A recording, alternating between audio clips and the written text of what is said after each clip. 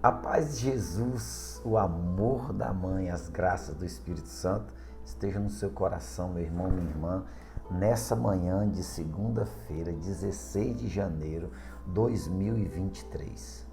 Eu desejo a você uma semana maravilhosa, cheia da presença da graça, do amor, da misericórdia do Pai. O Evangelho de hoje está em Marcos 2, versículo 18 ao 22. Interessante que as pessoas sempre se incomodavam com o Cristo e com aqueles que seguiam o Cristo.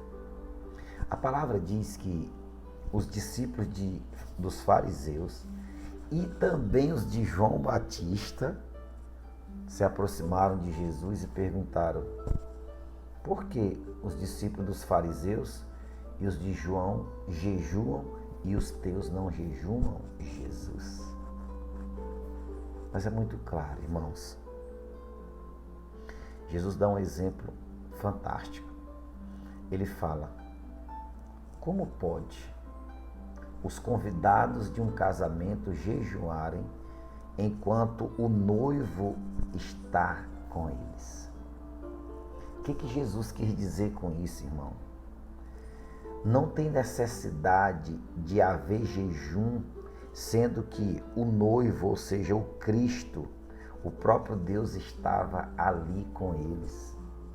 Qual o significado do jejum? Mais que penitência.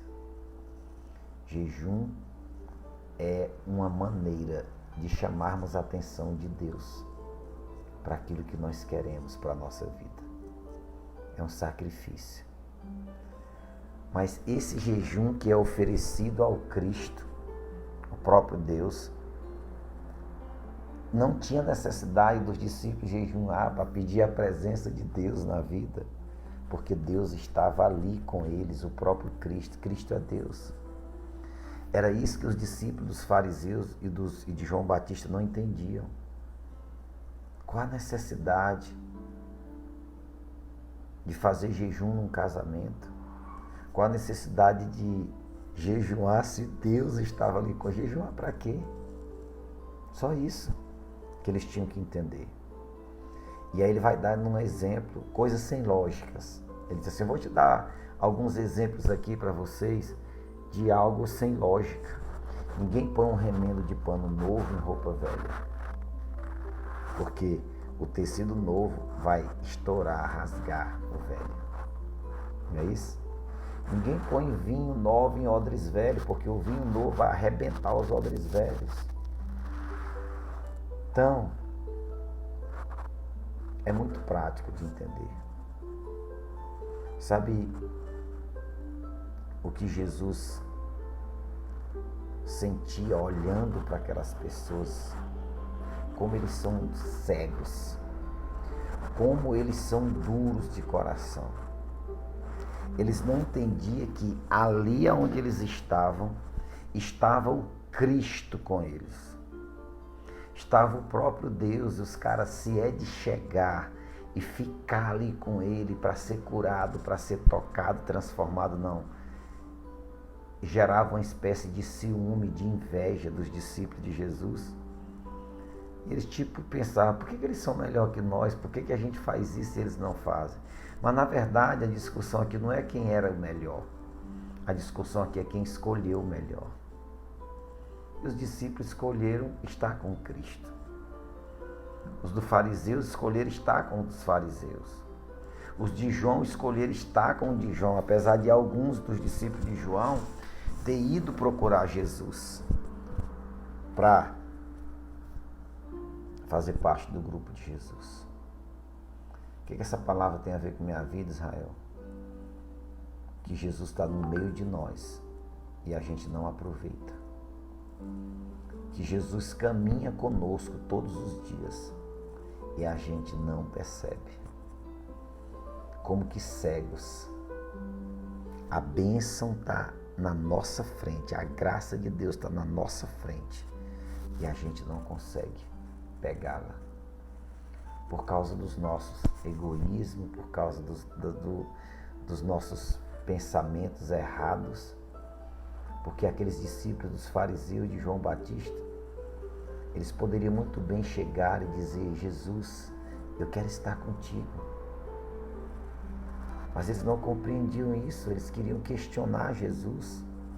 Sabe das vezes que Deus manda a graça, a bênção para a sua vida e você fica com historinha, você fica com desculpinha para não ser de Deus, para não viver o que Deus quer para a sua vida? É disso que o Evangelho trata hoje.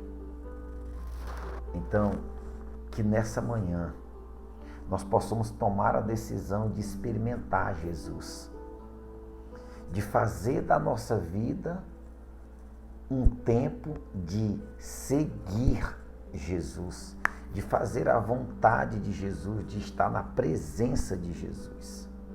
É só o que nós temos que ver. Porque toda graça, meu irmão, minha irmã, é vinda do trono. E quem está no trono é o Cristo.